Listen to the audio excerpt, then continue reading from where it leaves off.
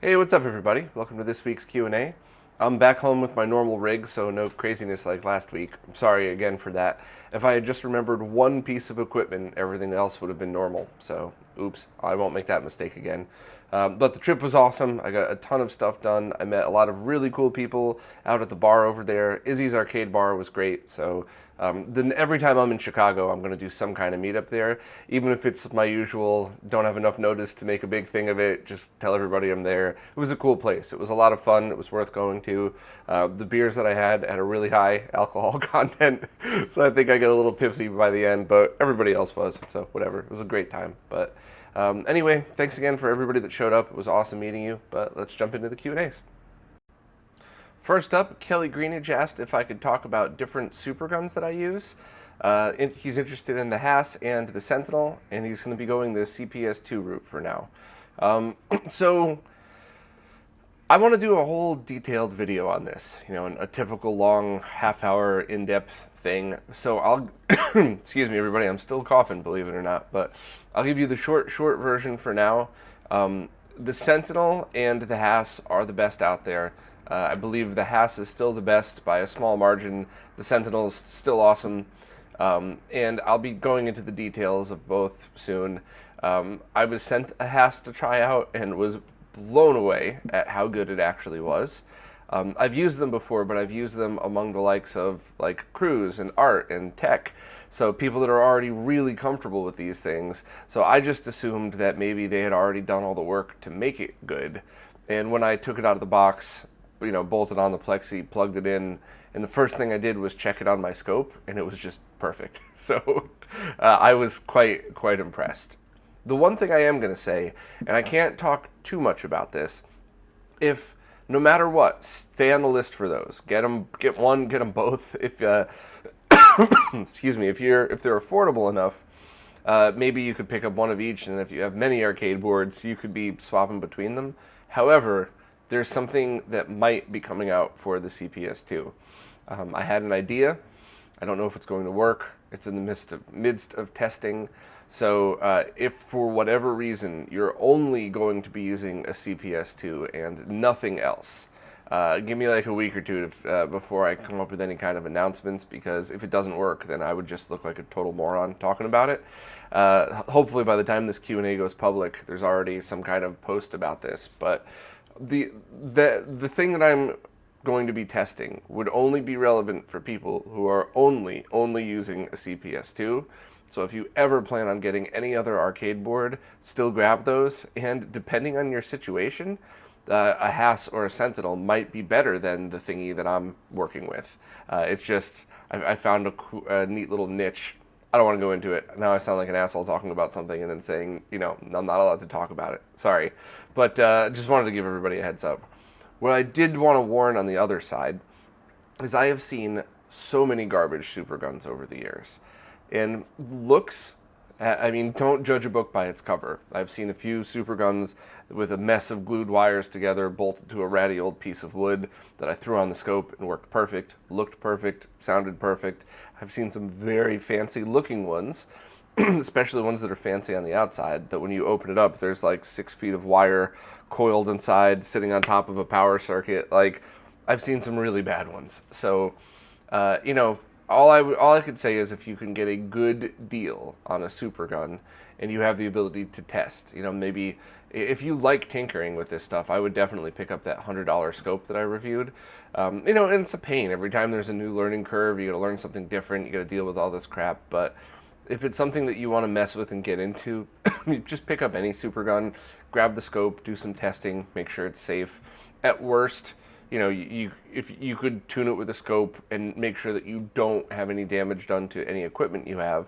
So maybe it's not the most perfect looking, but you could pick up a cheap scope for 50, or pick a cheap supergun for 50, $100 now, and make it work for the short term, whatever. But if you don't like tinkering and you don't want to mess with any of that stuff, and you don't even want to mess with this weird CPS2 thing that may or may not work, just stay on the list for the Haas. I haven't tested the Sentinel a lot. I've only worked with it once. I think Beast had his, and I messed with it a little bit. I think that it's going to be great as well, but if you're not a tinkerer and you just want to plug it and walk away, wait for the Haas, and you pretty much have to do nothing. John chimed in about what was the way to play all light gun games on a flat screen TV. I think I may have gotten the name wrong. I think I called it by its original name of the LCD Zapper, and he left the link for the light gun verter. But he also pointed out that your consoles need to output composite to use it, but that doesn't mean that you need to play it in composite. So if you have any solution that breaks out, like for example, if you had a PlayStation 1 with the ports on the back, I had one sitting next to me a minute ago. I don't know what happened to it, but you could have your RGB cable coming out of the AV, the multi-out, and then just plug the composite video cable into this. So there's many ways to get that on different consoles and systems. You could just, if you don't mind tinkering, you could wire a direct composite video cable to the bottom of a Super Nintendo or something and run it out the back. There's lots of ways to do it, and in almost every one of these cases, you can have composite and RGB outputting at the same time without putting double the load on it, because it's two completely different outputs. I tested this myself for a demo I did years ago at Retro World Expo, where I took a SNES and it had RF, composite, S-video, and RGB all outputting at the same time, and it was electrically speaking fine. So it just, for most of us, would require a bit of tinkering, because we probably don't have RGB cables that also have a composite pigtail. Firebrand X chimed in regards to, will you lose composite video from the FU RGB board on the SSD-S3? So many acronyms. He said you don't lose it as long as but you have to manually wire it from the output pins of whatever the PC Engine or TurboGrafx consoles you're using. So if that's the case, and I'm remembering this correctly, you shouldn't just wire one straight connection to the mini DIN. I believe you're going to need at least a capacitor and possibly a resistor in there. Maybe just a cap, but if I remember correctly, it is not a straight shot, because without a capacitor, you could just get AC coupling running through the lines. So it's never good. Personally, I wouldn't even attach it at all. I would think that it's just one more thing that could add interference to an already noisy signal. And that's not a dig on the SSD-S3, shockingly. It's not a dig on the FU RGB board. It's a dig on composite video and the way it works. So, yeah, I would only wire it if you absolutely needed it, and I believe you would need a 220 microfarad cap on there, at least, and possibly more. But if you're interested, maybe just hit me up directly, and I'll get a definite answer for you. Nathan Kimball followed up about his HD Retrovision cables having issues with 480i on certain games, and he confirmed that it's not happening during the 240p test suite. It's only games like Mega Man X and Top Gear. So that's really interesting. I'll talk to Steve about that right now and see if I have something to report back by next week. I don't know if that's a known bug or if that's just a weird setup, but thanks for reporting it. Beefy gave me a shout out for the success of the last few higher production YouTube videos. Thank you, it's much appreciated. I realized that while this channel will always be rooted in the tech side of things, I needed to expand at least a little bit, because I think one of the biggest complaints I've gotten from people is that once they've dove in and researched, all of these things start to make sense, but it would have been a lot nicer if they had a little bit more general info at the beginning, so that they could follow along at least before going back and researching whatever parts they didn't know. So I thought that was great feedback, and I've been trying to listen. And while I do always prefer the stuff that's rooted in tech, there's definitely a need for a wider range of stuff, so I'm going to keep doing it. I know a lot of people really hate the longer videos, and some people, very much hate when I go off on anything that isn't just the technical details, but you can't please everybody, and I'm trying to make it at least technically interesting for us nerds, as well as maybe just kind of neat for people that don't quite get it yet but are trying to get into it. So I'm taking everybody's feedback, I'm listening, but sometimes the answer is just going to be no. Like, no, I will not make a 5-minute version of that Dreamcast video. I wanted that video to be another 20 minutes longer to get even deeper into things, but I had to try to make it for everybody. So yeah, thank you for the shout out, and I've been listening to everybody's feedback. Keep it coming. If you have any opinions, I will absolutely listen. RGB since '92 had zero lag questions. I like that name. That's neat. Anyway, I guess I'm RGB since 2011. I don't know. Anyway, great name. But RGB since '92 had questions on zero lag monitors, TVs, or scalers. So there's no zero lag 4K scalers now that are relevant to retro gaming. I think there might be some stuff out there that I've tried, but it's not worth your time at all. And I believe the reason is because just cost. In order to get the parts for that, you would need $1,000 in parts and then a bunch of engineering time. So I think most people are still kind of hanging out in the design phase, getting ready for the next generation of chips to be available. And then once those are available, then you'll probably start to see stuff. You could do 4K scaling, but it's not going to be zero lag, and it's not going to be with gamers in mind, especially retro gamers. So it's something that I would just say no, a hard no at the moment. As for zero lag monitors or TVs, there are certain LG and TCL TVs that are under one frame, which is very good. There are certain monitors that claim they have 1 millisecond lag, and they definitely don't. I don't know how it's just another thing that's crap. But that doesn't mean that all of the zero lag monitors are crap. It just means that the two that I've tested, they came in at like a frame and a half, like something like 18 milliseconds, 19, which, that's not bad. I would be probably praising those monitors if they didn't advertise them as 1 millisecond, but I think they must be 1 millisecond when run at the native refresh rate and resolution of the panel. So if you had a 4K scaler, you could run those at pretty much zero lag, but nothing yet. The ZSWorks panel is the only one that should be, and I have one on order. I have the monitor that I'm pairing it with on order. And not only am I going to be doing a video, I'm going to be shooting the first half of the video the day the monitor arrives. So that way when the ZSWorks kit comes, I'm already a third of the way done with the video, so that I could really show everybody. Because I've talked to Zeus a bunch of times. I've been following the threads, following the people that had the first round of production, but I really want to put this thing through its paces by myself with my own set of testing. Not that I'm distrusting, I've been doing this for so long now, I have ways that I could very clearly verify stuff, and I'd be excited to do a video anyway. So the short answer to your question is the only way to get true zero lag gaming today is on a CRT or potentially on certain panels, which I haven't tested every monitor. I'm sure there's some out there that would probably do, at least half a frame or something in 1080p. And I will be testing the ZSWorks panel as soon as it arrives, and I'm crossing my fingers that it's going to be as good as we all hope. Matt Fritz asked if I had any recommendations for 480p 4x3 playback. He's not interested in buying a BVM, but it's been going back and forth between a larger PVM or one of the NEC monitors. So this is going to be I'll give the short answer. Yes to all of those. Any of the larger PVMs or NECs are going to be great, but it goes a little bit deeper than that. So first of all, if you have the room to store a few CRTs, buy all of those if you get the opportunity to. But if you're really looking for a strict 480p 4x3 monitor, you could find really, really nice just VGA monitors for $20, $30. I think Cruz picked up two really rare monitors that were $2,000 when they were new in the early 2000s. One was free, one was $20 or something. So all you got to do is just know which ones to look for. And if you're looking for larger, that's going to be a problem no matter what. But if you just want a good 480p solution, and as long as you have one with easy horizontal controls, you could even swap back and forth between Dreamcast, PlayStation, and all the rest.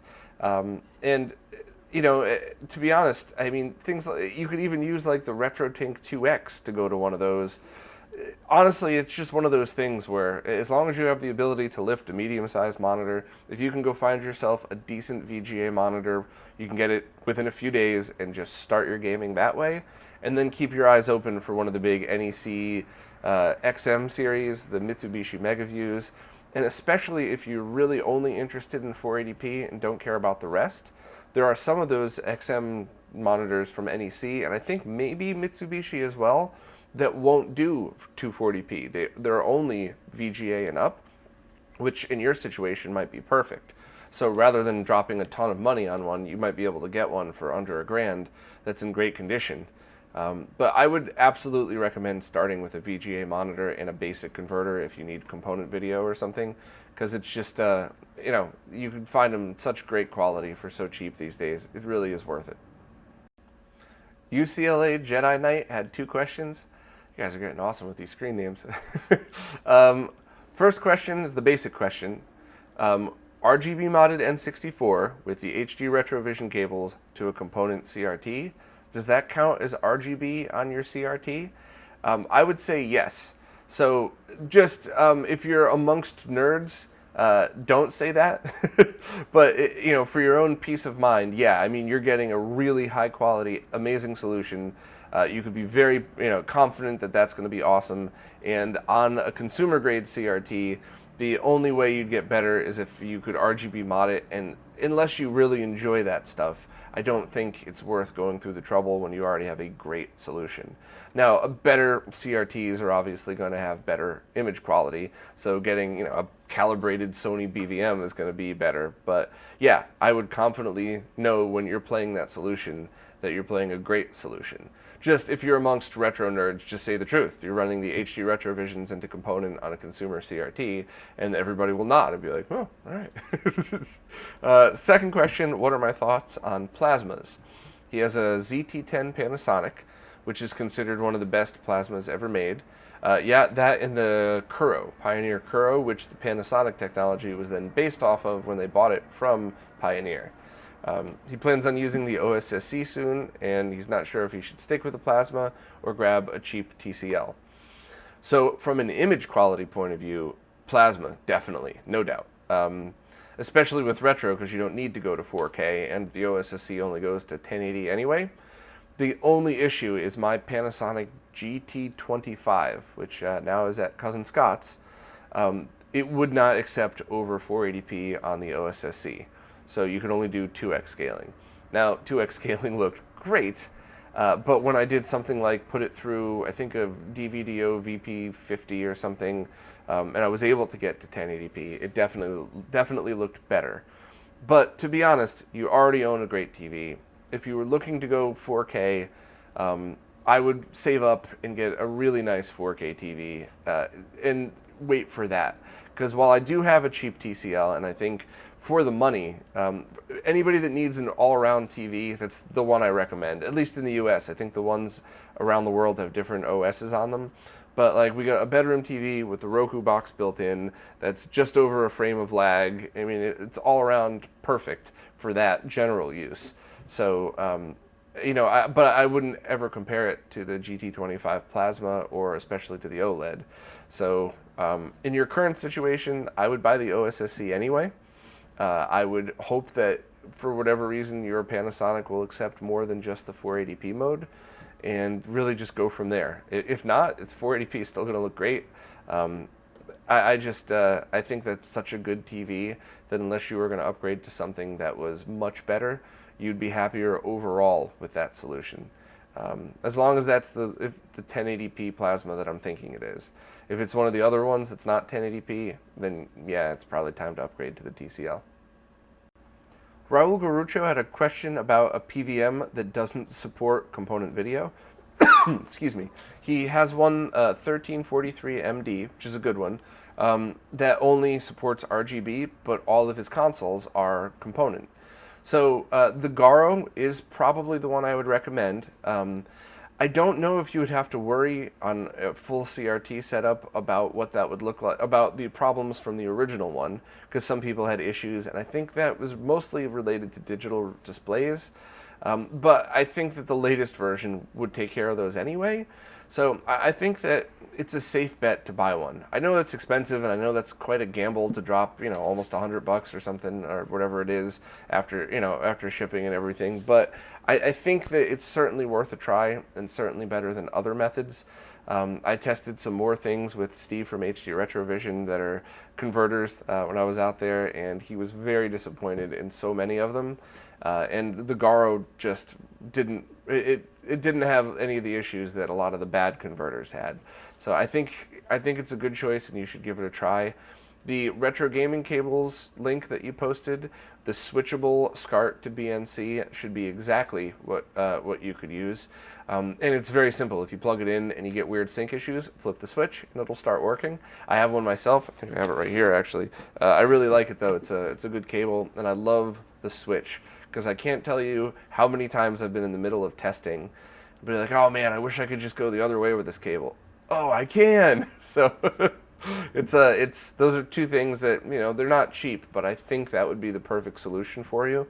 And I'm going to keep looking around for converters that are still available, because I think that's something that a lot of people take for granted is they'll say, oh well, I have this whatever Kramer converter that I put on a scope and it worked fine and it looks good, but you can't get them anymore, and then the prices are pretty expensive when you can. So I try to concentrate on solutions that are widely available. So that's yet another reason I would say just go with the Garo and see.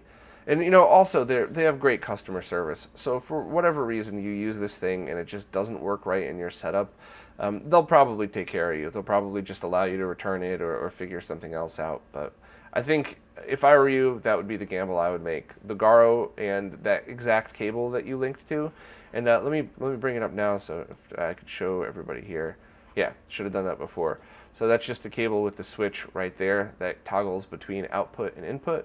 So when you have it in the Garo, you would use that. Actually, the Garo or like the G-SCART, you could use it that way. If you flip the switch, you could use it with things like the Extron boxes.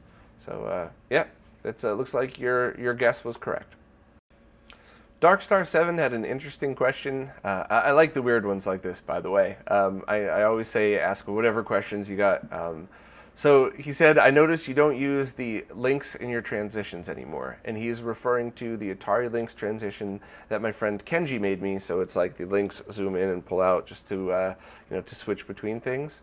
He said, I've been more preoccupied on other stuff, but do I plan on revisiting the Lynx at any time soon with all the new stuff coming out for it? So I have two answers to your question. The first thing is Kenji designed a bunch of stuff for me just as a favor. He just wanted to help, and he likes the Lynx, so he threw that one in. And I was amazingly appreciative of it. I absolutely love it. And the only reason I haven't been using it as much is because, I know you're supposed to ignore all the trolls, but one really got me one time saying, basically explaining that I don't deserve to be making these videos if I'm using a Lynx translation on a GBA video, because how stupid am I, or how stupid do I think other people are that they wouldn't know the difference. And to me, I never used it as a sign for the Atari Lynx. I never used, of course I would use that in the videos I did about the Lynx because it's coincidentally just awesome, but I only used that because I thought it was just a badass retro transition thing and was always super appreciative of what Kenji did. So I probably use those I'll continue to use it in general videos. So if I ever need like transitions in the weekly stuff, I have two of the different TV transitions that Kenji made for me, and just that one of the Lynx. So if I ever need two transitions in a video, I use the two TVs, and then if I need a third, I throw the Lynx in there just to change it up.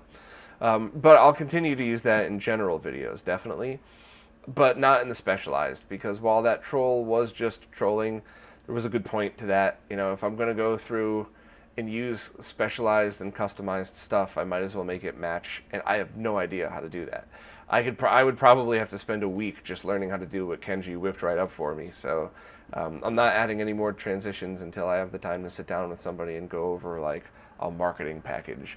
I don't know if anybody works for a company that does that, contact me too, because years ago we had a company that they wanted to redo their logos, so somebody came up with like a customized font, logos, color schemes, and that was what we had to use for all the marketing materials. And at first, while I was like, oh, this is such a waste, it was very cool because you would see things and you would just know, oh hey, that's this company.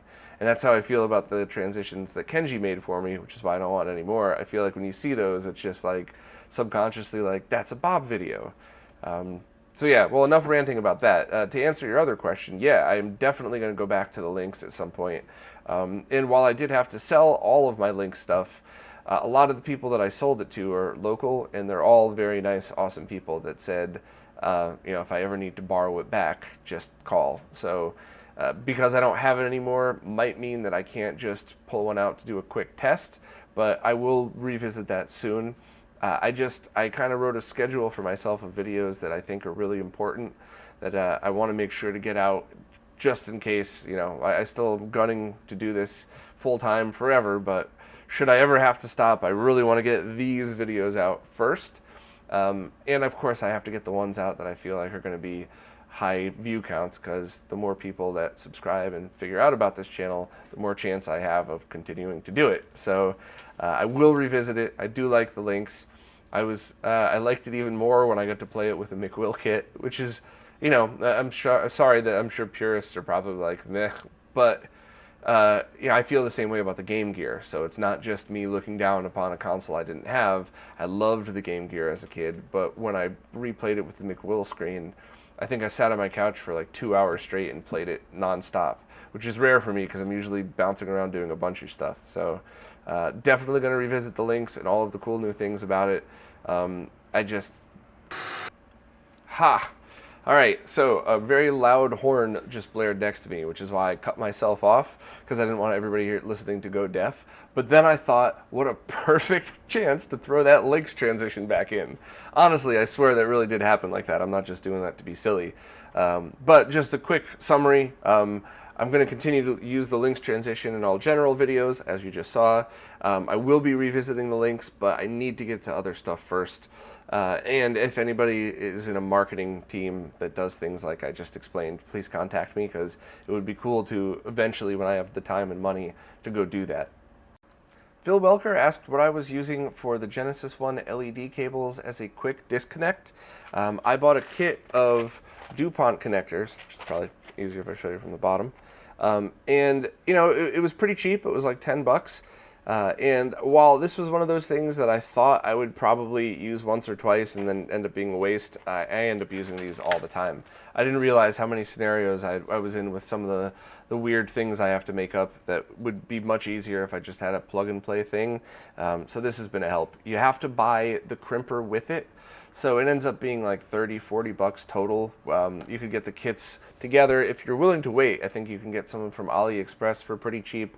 I got mine on eBay and Amazon, and they all arrived within a week. So, just to let you know, a lot of the modders I've known for a long time, they just, on the top side of the Genesis case, they bend the LED light legs out, and then they just slide the connector right over that, and then put it back when they're done. And I've never seen one break. They've never seen one break. But from experience, they're going to at some point. There's no possible way that those LED legs can bend back and forth over and over without eventually breaking. So in the scenario of you have one Genesis that, it's stock and unmodified, you open it up, do a bunch of mods, put it back together, you'll be fine just bending the legs. I don't know that I would go through all this trouble, but I mess with everything constantly, and a lot more people do as well, even people that thought, let me just do this one mod and be done with it. Then you have things like Firebrand X coming out with this audio amp, that one 3D glasses adapter, which someone was nice enough to make for me, and I'm saving it until I get a perfect Genesis 1, and then I'm going to add all these other things to it. So yeah, if you're a tinkerer, or if there's any chance of tinkering and you're going to be using multiple consoles, spend the money on this stuff, because you'll end up using it more than you think. But for just one, if you're going to open it up once or twice, just bend the LED legs and very carefully slide the thing out. And remember which way it was oriented when you put it back in. You don't want to put it backwards. So, but yeah. I'm not going to leave links to this, because I think you should just buy it whatever is most convenient for you, and they're all generic kits anyway, so you should be able to find them wherever you normally get your stuff from. Ken Wayne had a recommendation for an HDMI switch. He found a 16-port switch for $200, which in my opinion is pretty cheap considering how much some of these other switches are. It is only a single outputting switch, and it only does 4K up to 30, not 4K 60. But in my opinion, that's totally fine. I think most of us here, I think at the moment, there's only 2 consoles that do 4K 60. I could be wrong, but I'm pretty sure it's just the Xbox One and the PlayStation Pro, One X and the PlayStation 4 Pro. So I don't think it would be that big of a deal, and I think I could probably fill it up with 16 retro gaming and regular consoles as well. PS3, the new Dreamcast thing. You might be able to fill that pretty quickly. So that's a great recommendation. He said the only problem he had is you could lock outputs if you want. So if the switch is locked, you get some weirdness. So just unlock the switch. It's fine. I'm interested. I guess you could pair that with a good splitter on the output side, and that's certainly something I would be willing to try. And I guess I'll add this to the list of stuff that I should look at. So I just really hope that eventually we get one switch to rule them all. Having something like that does 4K 60, that supports all modes of OSSC as well. But I might end up trying that one out, and I think a lot of other people would be interested as well. Maybe if you wouldn't mind posting on Dave Dirk Swizzler's Shmups forum. If you're not signed up there, let me know and I'll just post for you. The only thing that he mentioned, Ken mentioned, was that he only has the ability to test OSSC up to 3x, so he's not sure about 4 or 5x.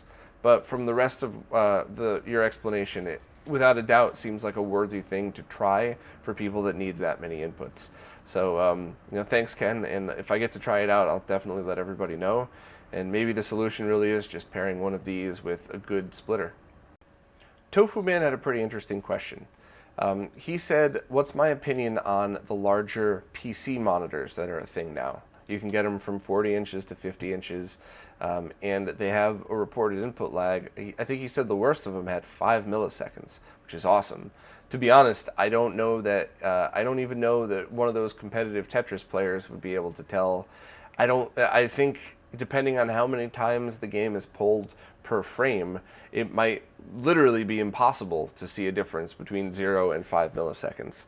But my opinion on those, it's probably not what you were going for or what you were expecting. But the easy side is if you have the ability to have a dedicated game room where you're only gaming at all, you have the space and the money to pick up one of these. Sounds awesome. Sounds absolutely killer, like something that would solve all of your needs.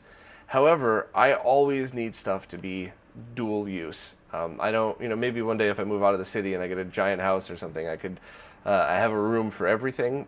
But those PC monitors, you have to worry about certain things. And the most specific problem I'm worried about is, what if I get the ZSWorks kit on the 39-inch Seiki monitor, Seiki TV? So then you basically gut the thing, so you're really only using it as it's, for the plastic case and the panel. And you put in the ZSWorks, and you also want to use that as a TV. That means you don't get HDCP support, so you can't use something like an Apple TV on it. So you would need a device to spoof HDMI to DisplayPort, and then have that, HDCP removal in there. And if anybody knows one of those, by the way, please let me know, because that's what I would love to test. And of course, the ZSWorks monitor does integer scaling, so if you give it a 1080p movie, it's probably going to look like crap in 4K. However, you use something like an Apple TV or I think the Fire TV 4K, anything that will spit out native 4K. Yes, those devices don't do the best job upscaling, but it's going to look perfect because the ZSWorks wouldn't do anything to it whatsoever. So that would be my worry about PC monitors, is do you have to deal with some of the weirdness? Is there HDCP on there? Is there HDR support? And if that's the case, if it really supports everything a consumer grade TV would, but runs at 5 milliseconds, then I would prefer that. For years, I've actually been, when I used to go to CES and be able to see all these things, I would always ask the manufacturers, why don't you have just a monitor version? Like the TCL, why wouldn't they have to pay some kind of licensing to Roku to use it, and there has to be some more technology in there, even if it's only a few dollars. How much cheaper could we get a dumb TCL panel? Have one input, have it, make sure it's controllable, the CEC remote control, so that you could use something like an Apple TV to turn it on, turn it off. Actually, maybe 2 inputs would be perfect. Have one for TV and one for games, and that way you could still control it with other devices. Maybe it has some crappy speakers for people that just need a secondary, and then have the gaming input, which makes it just a pure monitor with no processing. That's what I'm hoping for. So I guess that was a really long answer to, if the large PC monitors don't have any restrictions, and you can still use consumer grade stuff with them, then yeah, I would prefer it. If not, though, we as nerds and gamers need to find a way around it. So I right now at the moment am looking for a good HDMI to DisplayPort solution. And remember that they're not directly compatible. It's not a pass-through. The target device would have to accept both, and the ZSWorks does not. It is pure DisplayPort. So I need a HDMI to DisplayPort converter. And if there's one of those out there that spoofs HDCP, that would be great. I've seen one device that was labeled as an HDMI 1.4 to 2.2 compatibility converter, which is basically a way of saying put this in line with your existing setup, and you could also spoof all the way up to. But then there's many devices in the chain, blah, blah, blah. So anybody has any info on something that I could put HDMI in and get DisplayPort out without worrying about HDCP, I would love to try it. And on a personal note, it angers and frustrates me to no end that these security things are implemented, because I was in the industry when the first one was implemented. It was immediately cracked and spoofed the day later, and it never mattered for piracy. All the people that were doing the pirating of things were doing it a completely different way. The only people that it hurt were people who had invested a lot of money in analog solutions that now have a digital thing that's not compatible. And that was a really real thing in the beginning of the 2000s. I mean, imagine you're like a middle-class person that loves movies so much, and you worked your butt off to get a $50,000 movie setup. It's for the rest of your life, this might be the only thing that you can get.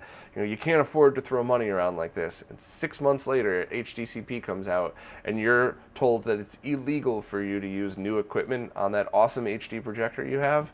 Yeah, bullshit. So what I'm asking for is technically illegal, but whatever. So yeah, sorry for that rant, but I've seen a lot of people, most people had the money where they could just be like, whatever, I'll upgrade, in 5 years to the next best thing. But it just enrages me that the restrictions that are put on some of these things only hurt people that want to do no wrong whatsoever. So rant over, sorry. Well, that's it for this week. I'm glad I wasn't coughing through most of it like last time, and I'm glad the quality's back to the way it's supposed to be. Just another huge shout out to everybody that showed up at Izzy's Arcade Bar. I really love meeting people in person. It's always so fun, both to meet people that I've seen post, and now I get to meet them in person, as well as just meeting like-minded retro nerds. It's always a blast to hang out, and the hardest thing for me is trying to talk to everybody there, because I usually want to just talk about everything, and next thing you know, hours have gone by and I've only been able to talk to half the people. So please, anybody that has the ability to show up to these things, if you can, try to, because it's always a lot of fun, and I will try to continue to do them, especially when I'm traveling, because I'm already, I'm in the New York area all the time, but anytime I'm getting out to a new place, I really want to try to set these things up. It's a lot of fun meeting everybody. But for anybody who wants to participate in the Q&As, anybody new to the subscribers, the way it works is every week, put these videos out, and if you want to ask questions, go to wherever you found this video. So I think I'm subscribed to like 3 of the subscriber platforms now. Just go there and ask your question there. And then the next week, that's where I go and answer them. I don't go back to previous weeks. So, always stay in the most current one. And if I missed any of your questions, please just repost in the next week. Really sorry if I did. And I turn off the comments on YouTube because this is a subscriber-only thing that seemed to really enrage a lot of people. But whatever, this is for all of you awesome people, not for everybody. I just kind of release them as a courtesy. So, as always, thank you so much for all your support. None of these videos could happen without it. And I will see you next time.